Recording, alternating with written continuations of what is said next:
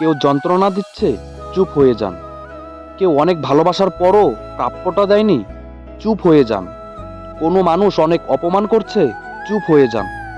কেউ ঠকিয়ে গেছে, চুপ হয়ে যান। কেউ আপনাকে নিয়ে তুমুল মিথ্যা দোষারোপ করছে, চুপ হয়ে যান। কেউ বিশ্বাসঘাতকতা করছে, চুপ হয়ে যান। এমন নীরব হয়ে যান যে সেই মানুষগুলো যেন আর কখনোই আপনার শব্দ কিংবা ছায়া না দেখে। মৃত হয়ে যান তাদের কাছে। প্রতিজ্ঞা করুন, আর কখনোই ঘুরে তাকাবেন না। শুধু এই প্রতিজ্ঞাটা করতে পারলে আপনি কষ্ট পাবেন না। এই যে নীরবতা আপনাকে দম বন্ধ করা আর্তনাদ দেবে, কিন্তু অপর পক্ষকে দিবে আফসোস।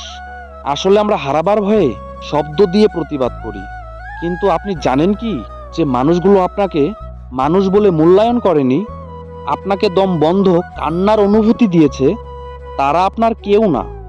তাই শব্দ দিয়ে, কান্না দিয়ে দুনিয়ার সমস্ত মূল্যবান সময় দিলেও ওরা আপনার মূল্য বুঝবে না।